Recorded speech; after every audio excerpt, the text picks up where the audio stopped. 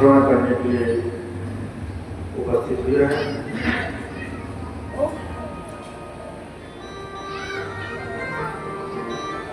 कहा गया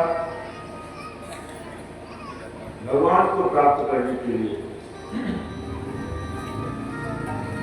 क्या बहुत सुंदरता की आवश्यकता है? नहीं। भगवत प्राप्ति के लिए क्या जब अधिक उम्र हो जाए तब भगवान की प्राप्ति होगी? ऐसा है। क्या बहुत बड़ा विद्वान हो उसको भगवान मिलते हैं?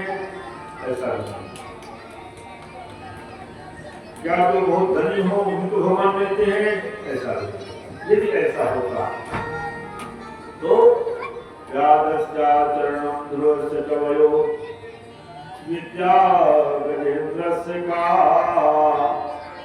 कादातिर्विद्रस्य यातो प्रति उग्रस्य किं पौरुषम्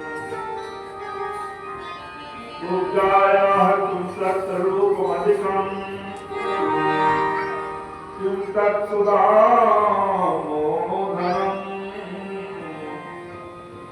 भक्त्या तुष्यति केवलं परमया भक्ति प्रियो माधव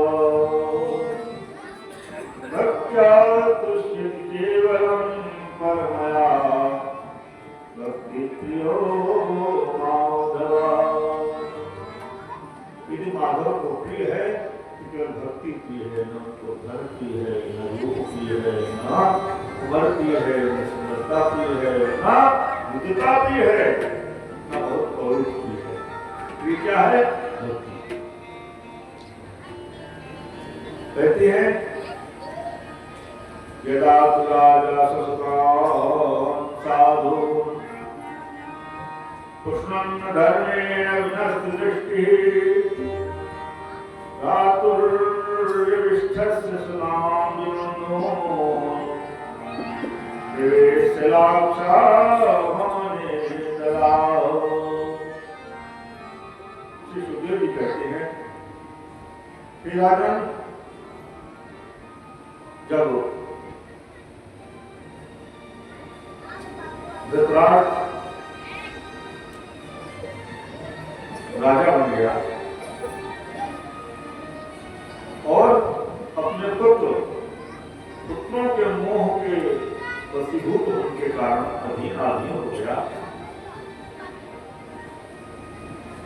अधर्मेण विनष्टि दृष्टि, एक होता है आंख का अंधा, एक होता है बुद्धि का अंधा। आंख का अंधा हो और बुद्धि काम करती हो, बुद्धि धर्म में लगी हो तब तो कुछ काम बन जाएगा। यदि बुद्धि ही नष्ट हो जाए तो सब नष्ट हो जाएगा। रातुर्यविष्ठस्य सुतां विमन्नों प्रवेशलाक्षा भवने ददाहो। कौरवों के द्वारा, दुर्योधन के द्वारा पांडवों को लाक्षा गृह में जला करके नष्ट कर देने की योजना बनी। द्वारकाधीश की करुणा कृपा से सुरक्षित बचे। अब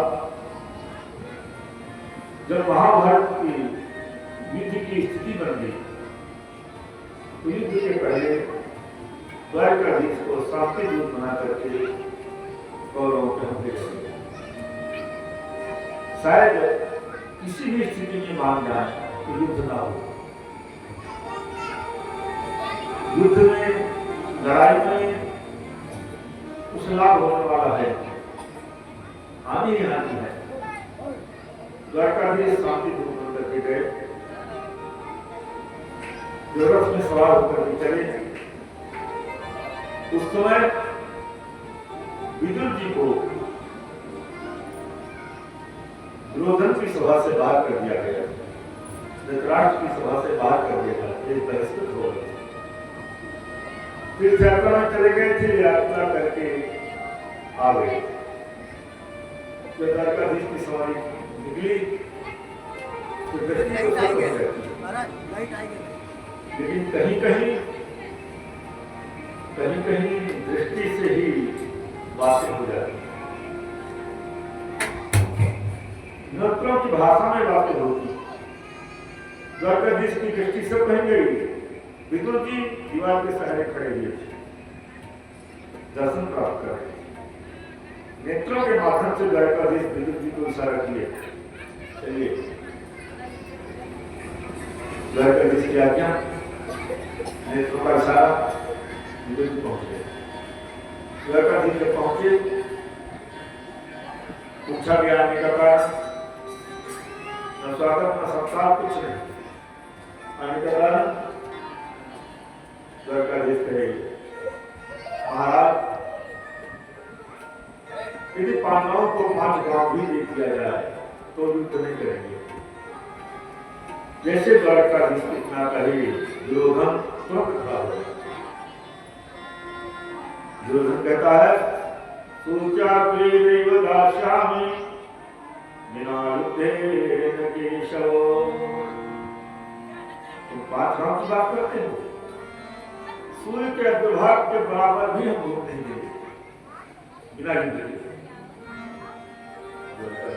ठीक है, इतना कहने के बाद दुर्योधन बोला, ये तो बात हो जाएगी, आइए पहले सत्कार हो जाए, जलपान हो जाए, स्वागत हो जाए। द्वारकाधीश के दुर्योधन, हमें भूख नहीं है, यदि कोई बात न माने, सत्कार खूब करे, क्या सत्कार स्वीकार किया जाएगा? नहीं स्वीकार किया जाएगा। सत्कार करना सेवा है, कपड़े पहना देना सेवा है, स्नान करा देना सेवा है, भोजन करवा देना सेवा है, चरण दबा देना सेवा है। लेकिन सबसे बड़ी सेवा क्या है? आज्ञा समो न सुसाहिब सेवा, सुप्रसाद जन पावै देव। सबसे बड़ी सेवा है आज्ञा पालन करना, सबसे बड़ी सेवा है बात मान लेना। आज्ञा कितने प्रकार की? आज्ञा में भी प्रकार, उत्तम कोटि की सेवा, आज्ञा पालन, समय हो और कहना न पड़े तो ठीक हो जाए, समय हो कहना न पड़े लेकिन होता दिया, ये एक नंबर की सेवा। मतलब मन से मन को पढ़ लिया जाए, इनके मन में क्या है वही कर दिया जाए, एक नंबर। उससे बड़ा आशीर्वाद कुछ मिल नहीं सकता। और संत भगवत के भाव भी चाहते हैं, यदि भाव आप में है तो प्रभाव है, यदि भाव नहीं है तो प्रभाव है, और जहां आप अभाव है नहीं तो क्या है? संसार है। भाव नहीं, भाव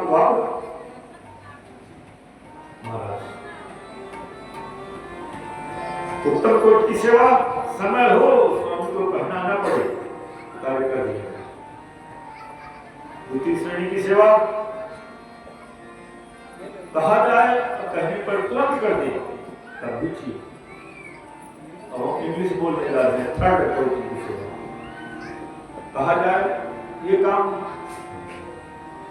करने का समय हो गया, अभी कर देंगे, चलने का तुमको गलिए पड़ लेती है, तब तो निकृष्ट हो गया होगा। उत्तम, मध्यम, उसके बाद निकृष्ट आता है, तो करना न करना सब बराबर है।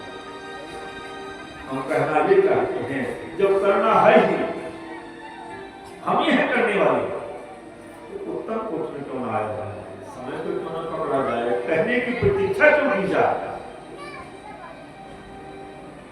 उदाहरण, जब जानकी जी की विदाई होने लगी, जनक जी महाराज शिक्षा दे रहे इनको, जानकी जी, आज जानकी नवमी है, आज जानकी नवमी है, बोले श्री जानकी मैया की जय हो, श्री किशोरी जोगी जय हो। जिस प्रकार से श्री अयोध्या धाम में चैत्र के महीने में शुक्ल पक्ष में श्री रामनवमी मनाई जाती है, ठीक उसी प्रकार से वैशाख महीने के शुक्ल पक्ष की नवमी को जानकी नवमी मनाई जाती है। आज श्री जानकी जी का जन्मदिन, जानकी जी का जन्मोत्सव मिथिला था। तो जो जानकी जी की विदाई का समय हुआ, जनक जी महाराज शिक्षा क्या कह रहे हैं? सास ससुर गुरु सेवा करो, पति दुख लखी आयसु अनुसर। पहले सास ससुर, क्यों?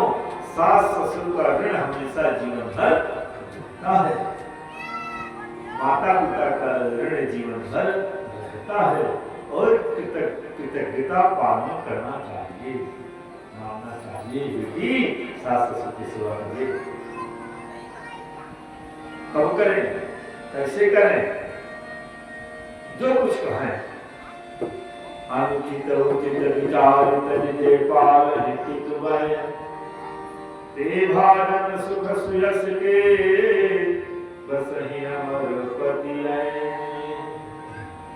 इनको हमारे पिता की गलत रास्ते में चलाना चाहे तब, गुरुदेव हमको गलत रास्ते में चलाना चाहे तब, आपकी निष्ठा उत्तम हो चुकी है, तो गलत रास्ते में चलाने के बाद भी आप गिरेंगे नहीं। क्यों? आपकी निष्ठा देखते हुए भगवान होकर खड़े होते हैं। आगे गुरु पितु मातु स्वामी सिख पाले, गुरु पितु मातु स्वामी सिख पाले, गुरु पितु मातु स्वामी सिख पाले, गुरु पितु मातु स्वामी सिख पाले।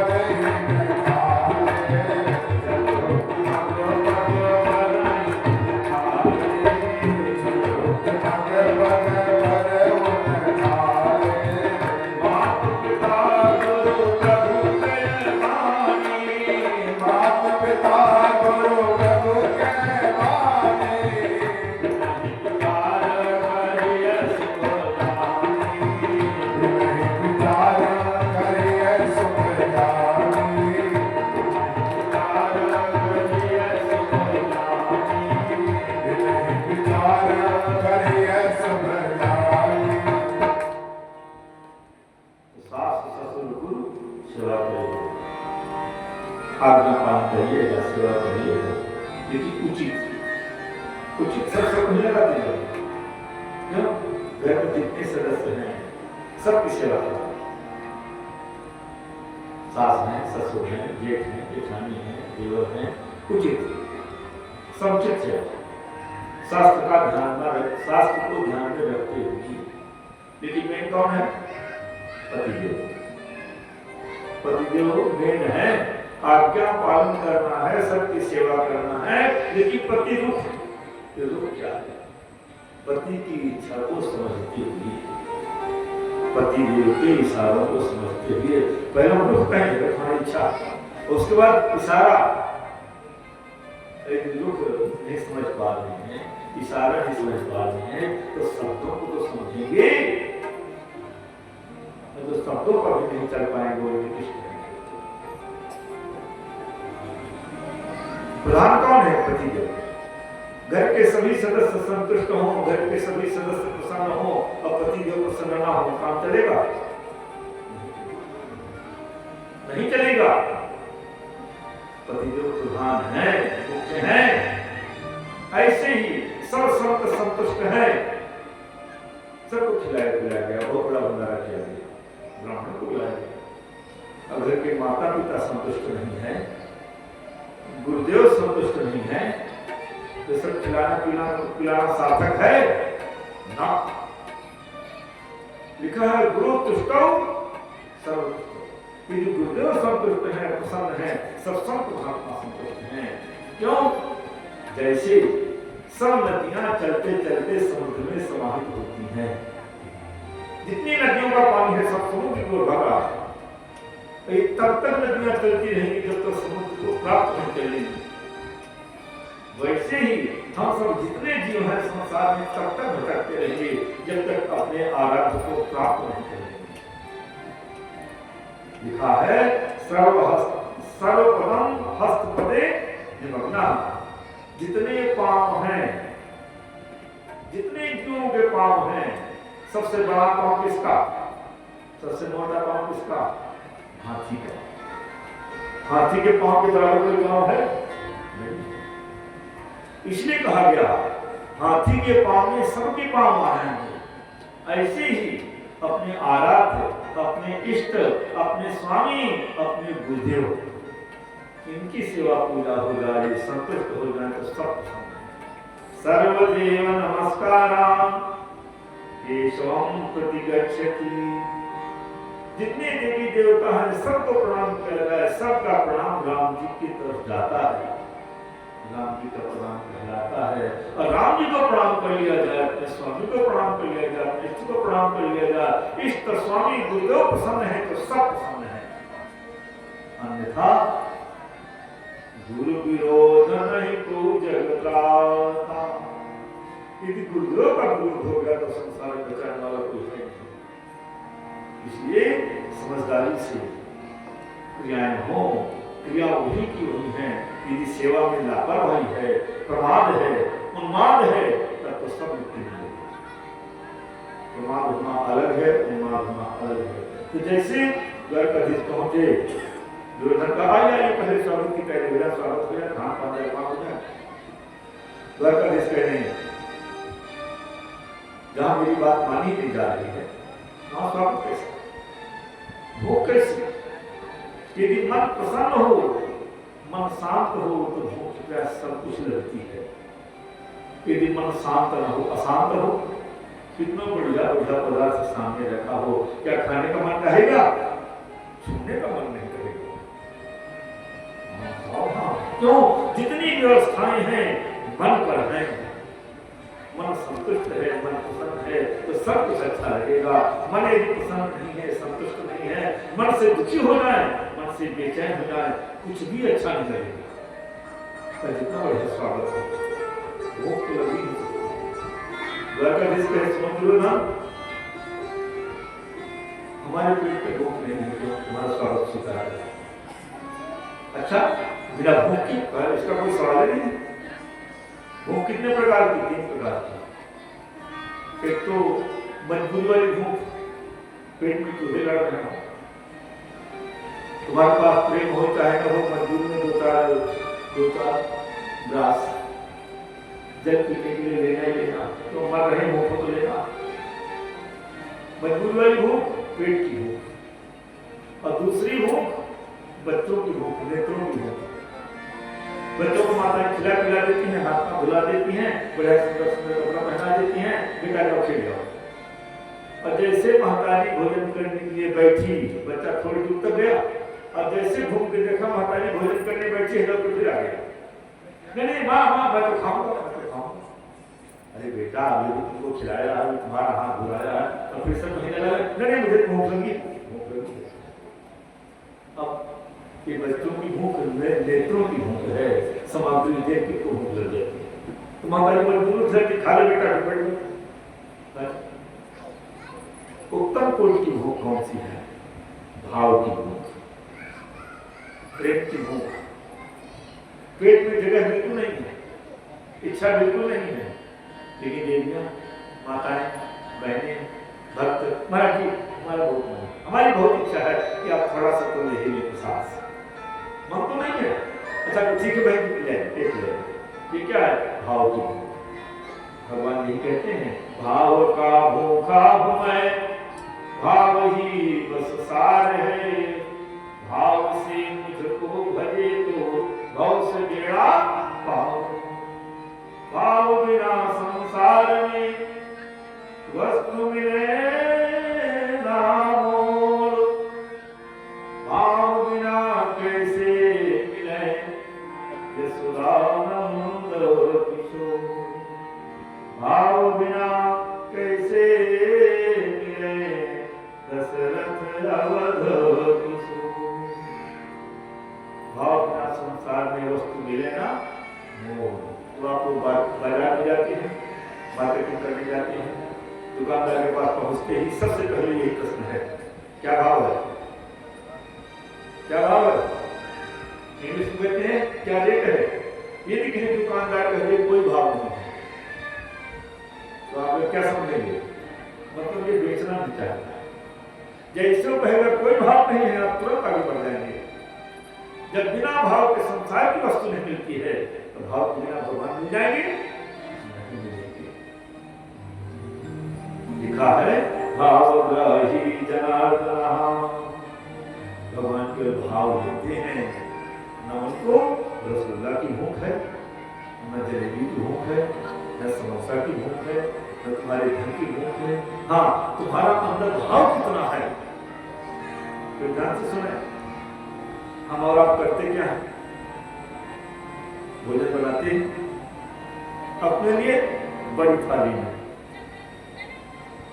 तो जब ये हम कहे हैं ना भगवान रसगुल्ला की ना जलेबी की ना समोसा की, तो कहते महाराज भगवान की जरूरतें नहीं है तो आधा समोसा भोग लगाओ, 5 समोसा थाली में रखो। नहीं नहीं, आपको ये मानना है कि भगवान भोजन करते हैं। भगवान कौन है? विश्वंभर है, पूरे संसार का हरण पोषण करते हैं। ये भी शास्त्रों में लिखा है। जितनी छोटी मूर्ति हो, जितने बड़ी मूर्ति हो, जितनी बड़ी मंदिर बनवाते हैं, जितनी बड़ी प्रतिमा लाएंगे उतने अधिक भोग लगाना होता है। क्यों? छोटे बच्चे को कम भोजन की आवश्यकता होती है और बड़े भगवान को अधिक भोजन की आवश्यकता होती है। तो करना क्या है? जितना आप भोजन करते हैं उससे कम भोग न लगाएं। तो है क्यों? यदि कहीं भोग लगाने से कम पड़ जाता हो तब तो लगाओ, कम लगाओ।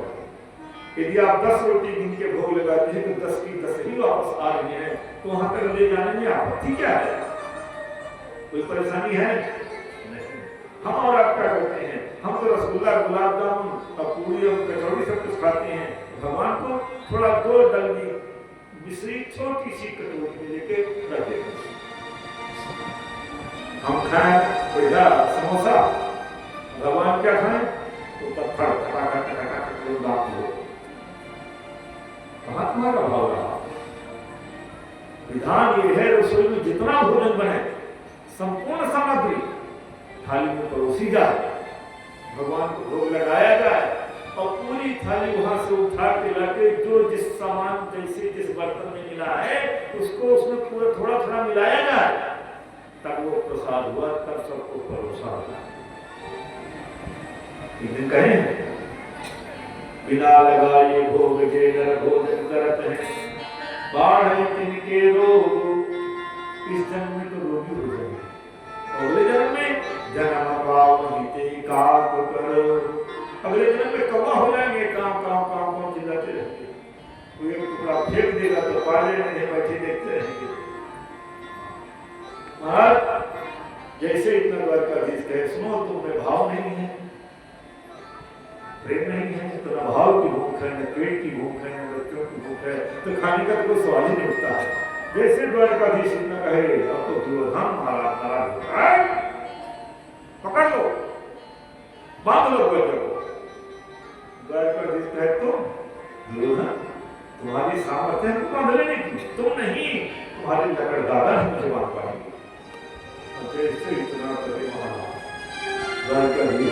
द्वारकाधीश कहे सुनो दुर्योधन, मेरा मंत्र तो मेरे काका जी के यहाँ है। ये काका जी कौन है? विदुर जी महाराज।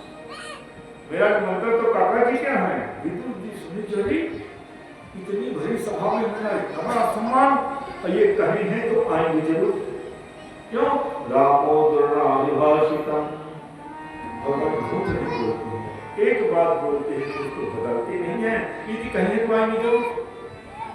और इतना कह के द्वारकाधीश अपना विराट स्वरूप प्रकट कर, जो दुर्योधन के सैनिक पकड़ने के दौड़े, इतना बड़ा स्वरूप कर, इतना तेज प्रकाश हो गया, सबकी आंखें चकाचौंध हो गई। वहां पर केवल विदुर जी को दर्शन हुआ, बाकी सबके नेत्र चकाचौंध हो गए। क्यों? कि जिसको चाहते हैं उसको दिखाई पड़ते हैं, और जिसको नहीं चाहते हैं उसको नहीं दिखाई पड़ते। द्वारकाधीश वहां से चले, विदुर जी वहां से भगे जा रहे हैं बाजार। क्यों? घर में कुछ है, घर में कुछ है नहीं, अगर द्वारकाधीश पहुंच जाएंगे तो क्या खिलाएंगे, तो स्वागत करेंगे। विदुर जी भागे भागे चले गए बाजार। द्वारकाधीश वहां से निकले सीधे विदुरानी के घर पहुंचे। ऐसी कथा है। द्वारकाधीश विदुरानी के घर में पहुंचे तो विदुरानी काफी जी स्नान कर रही थी, स्नान कर रही थी। बाहर से आवाज दिए खट खट, ये क्या पंडित, काकी जी मैं आ गया, काकी जी मैं आ गया। कितने मीठी आवाज, कितने मीठे शब्द, इतनी मिठास वाणी में, क्या ये वाणी कितनी मिठास है। मृतक जियावन गिरा सुहाई, श्रवण रंध्र हुई उदज बयाओ। इतनी मीठी वाणी है, इतनी मिठास है कि अमृत है। मृतक को, मरने वाले को जिंदा करते हैं, मुर्दा को जिंदा करते हैं। श्रवण रंध्र हुई उदज बयाई, कौन मनोगी शत्रुता अस्थिमात्र हुई रहे शरीरा, तदपि महाग मन ने पीरा। तो जैसे शब्द सुनाई पड़ी, परिणाम क्या हुआ, प्रभाव क्या हुआ। हृष्ट पुष्ट तन भरे सुहाए, मानव अपहि भवन ते आओ। जैसे मीठी वाणी शब्द कान में पहुंचे काकी जी के, काकी जी का होश बिगड़ गया, वो सही नहीं रह गया। दौड़ पड़ी बाहर, स्नान करते करते वस्त्र पहने हैं कि नहीं पहने ध्यान नहीं रहा, शरीर का भान ही नहीं रह गया। जाके कुंडी खोल दी।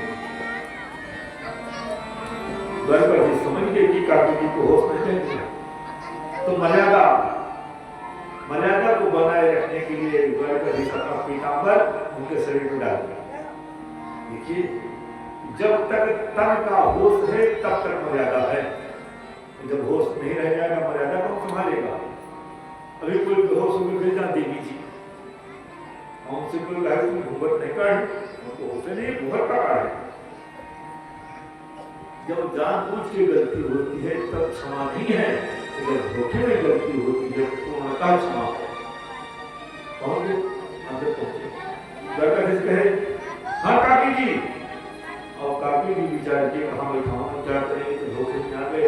ऐसी कथा है कि दौड़ के गए पीढ़ा नहीं, पीढ़ा जानते हैं, पीढ़ा क्या कहते हैं, पीढ़िया, पीढ़िया कहते हैं, पीढ़ा।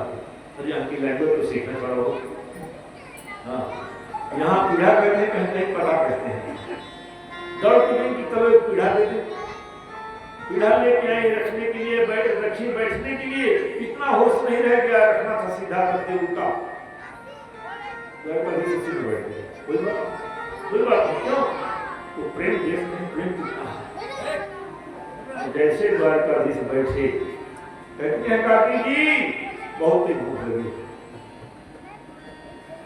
गुरु जी जैसे इतनी कथा सुनाई, परीक्षित जी कहते महाराज अभी अभी इतना 56 भोग रहा दुर्योधन के यहाँ, कितने प्रकार का मेवा मिष्ठान रहा, वहां भूख नहीं तो नहीं, और यहाँ पहुंचे तुरंत भूख लगी। कभी क्यों, जहाँ अपनापन होता है, जहाँ अपनापन होता है वहां पहुंचते ही भूख लग जाती है। हनुमान जी महाराज जब चले राम जी के पास समुद्र पार किए, पूरी लंका में घूमते रहेंगे। तो वाल्मीकि रामायण में लिखा है कि 4 अनुकूल जगह लंका में नहीं बची जहाँ के हनुमान जी न गए हों जानकी जी को खोजने के लिए, कहीं भूखने लगे। और जैसे जानकी जी के पास पहुंची, वृक्ष से नीचे कूदे और तुरंत कहते आप मोहि लागी यति भूखा, भैया मुझे अतिशय भूख लगी है, बहुत ही भूख लगी है। क्यों, लागी देख सुंदर फल, भैया मुझे बहुत ही भूख लगी। फिर किसी ने कहा अभी तक इनको भूख नहीं लगी, कहने लगी क्यों, जब माँ के पास पहुंचता है बच्चा तुरंत भूख लग जाती है। क्यों, ये प्रेम है, प्रेम की भूख है। काकी जी मुझे बहुत भूख लगी।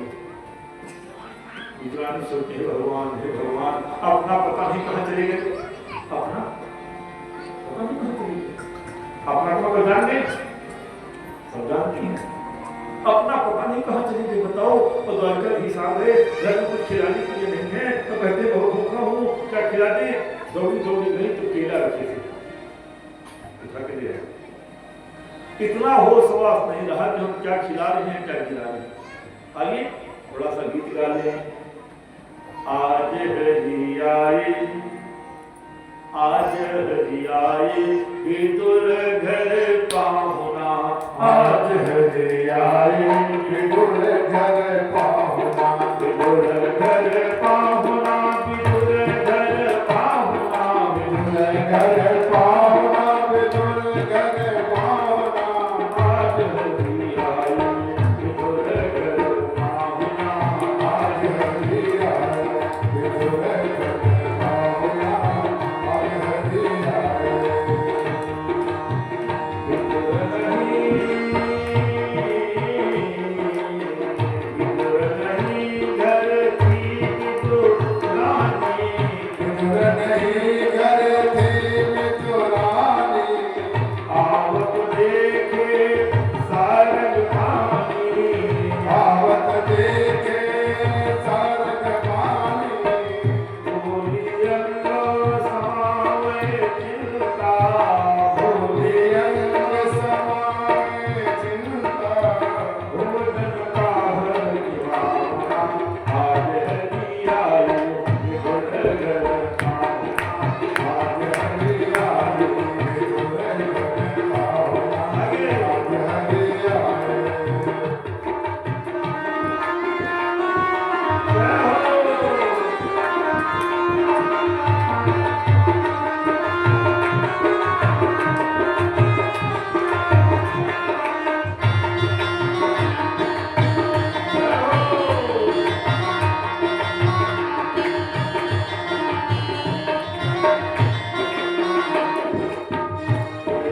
बहुत प्रेम से लाई, तेरा बहुत प्रेम से लाई,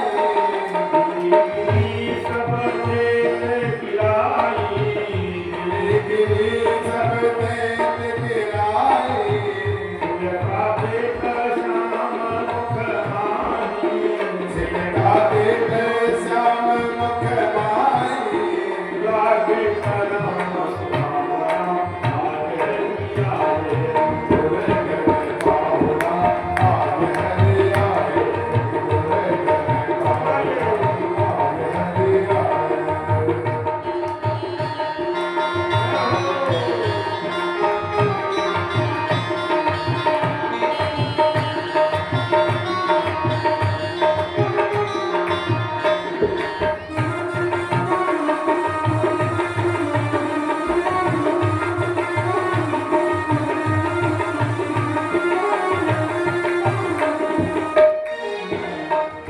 ये हो ही रहा था।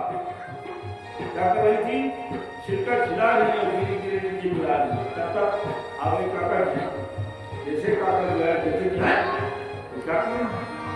एक तो निर्वस्त्र बैठी है, कोई वस्त्र नहीं पहने, एक पीताम्बर लड़का जिसका, और दूसरी बात देखो, छिलका खिलाई जा रही है, केला गिराई जा रही है। क्या कर रही हो? लो हम खिलाओ। अब तुरंत केला बुजुर्गों के हाथ में ले ली। अब केला खिलाना शुरू किए, छिलका गिराना शुरू किए, द्वारकाधीश कहते हैं, कहे कृष्ण जी सुनो विदुर जी, हे कृष्ण जी सुनो विदुर जी, कहे कृष्ण जी सुनो विदुर जी, हे कृष्ण जी सुनो विदुर जी। वो स्वाद नहीं आवना, वो स्वाद नहीं आवना, आज हरि आए, विदुर घर पाहुना, आज हरि आए, विदुर घर पाहुना, आज हरि आए। जय हो।